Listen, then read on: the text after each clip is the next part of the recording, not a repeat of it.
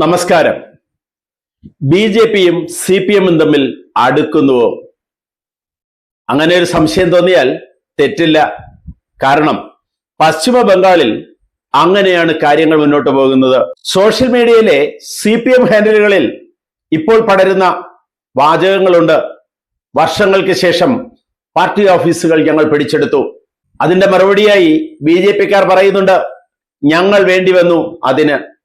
തീർച്ചയായും B J പിയുടെ സപ്പോർട്ടോടുകൂടി തന്നെയാണ് തൃണമൂൽ കോൺഗ്രസുകാർ കൈയടക്കി വച്ചിരുന്ന സി പി എമ്മിന്റെ പാർട്ടി ഓഫീസുകൾ പാർട്ടിക്കാർ തിരിച്ചുപിടിച്ചത്. സി പി എമ്മിനെ സംബന്ധിച്ച്, പശ്ചിമ ബംഗാളിനെ സംബന്ധിച്ച്, ഒപ്പം ബി ജെ പിയെ സംബന്ധിച്ചും വലിയൊരു അനുഭവമാണ്. ഇത് കേൾക്കുമ്പോൾ എതിർപ്പുകൾ വരാം, അല്ലെങ്കിൽ പരിഹാസങ്ങൾ കമന്റുകളായി കുറിക്കപ്പെടാം. എന്നാലും സത്യം അതാണ്. ഇപ്പോൾ പുറത്തു വരുന്ന പുതിയൊരു വാർത്ത, സി പി എമ്മിന്റെ മുഖപത്രമായ ഗണശക്തിക്ക് ബി ജെ പി സർക്കാരിന്റെ പരസ്യം, അല്ലെങ്കിൽ ബി ജെ പിയുടെ പരസ്യം, ഒരു പേജ് പരസ്യം, നരേന്ദ്രമോദിയുടെയും സുവേന്ദുവിന്റെയും ഒക്കെ ഫോട്ടോ അച്ചടിച്ചുകൊണ്ട് സി പി എമ്മിന്റെ മുഖപത്രം പുറത്തിറങ്ങിയിരിക്കുന്നു. ആ പരസ്യം അച്ചടിച്ചുകൊണ്ട് സി പി എമ്മിന്റെ മുഖപത്രം ഗണശക്തി പുറത്തിറങ്ങിയിരിക്കുന്നു. സർക്കാരിന്റെ ഒരു പരസ്യം ഗണശക്തിക്ക് കിട്ടുന്നത് 15 വർഷങ്ങൾക്ക് ശേഷമാണ്. ഗണശക്തിയെ കുറിച്ച് അറിയണം. കേരളത്തിൽ ദേശാഭിമാനിക്കുള്ള അതേ സ്ഥാനം.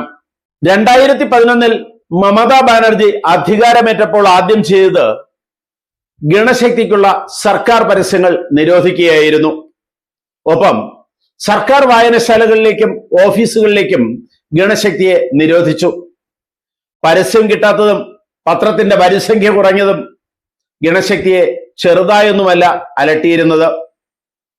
ഗണശക്തിയുടെ പ്രചാരം കുറഞ്ഞു, വരുമാനമില്ലാതായി.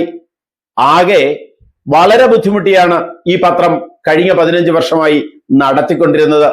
ആ പത്രത്തിനാണ് ഇപ്പോൾ ബി ജെ പിയുടെ നേതൃത്വത്തിലുള്ള സർക്കാരിന്റെ പരസ്യം, സർക്കാർ ഉണ്ടാക്കുന്നതിന്, സത്യപ്രതിജ്ഞ ചെയ്യുന്നതിന് ക്ഷണിച്ചുകൊണ്ടുള്ള പരസ്യം സി പി എമ്മിന്റെ മുഖപത്രമായ ഗണശക്തിയിൽ. തങ്ങൾക്ക് പരസ്യം നൽകാത്ത സർക്കാരിന്റെ നടപടിക്കെതിരെ സി പി എം കോടതികളെ സമീപിച്ചിരുന്നു. പക്ഷേ കോടതികളിൽ നിന്ന് അനുകൂല വിധി ലഭിച്ചിരുന്നില്ല. സർക്കാരിന്റെ പരസ്യം കിട്ടാത്തത് പാർട്ടി പ്രസിദ്ധീകരണങ്ങളെ ചെറുതായൊന്നുമല്ല ബാധിച്ചത്. ചില പ്രസിദ്ധീകരണങ്ങൾ നിർത്തുകയും ചെയ്തിരുന്നു. അവിടെയാണ് ഇപ്പോൾ ആശ്വാസമെന്ന നിലയിൽ സർക്കാരിന്റെ പരസ്യം, പേജ് പരസ്യം ഗണശക്തിക്ക്, അതും ബി ജെ പിയുടെ പരസ്യം ഗണശക്തിക്ക് ലഭിച്ചിരിക്കുന്നത്. അതുകൊണ്ടാണ് ഞാൻ തുടക്കത്തിൽ പറഞ്ഞത്, സി പി എമ്മും ബി ജെ പിയും ഒന്നിക്കുകയാണോ?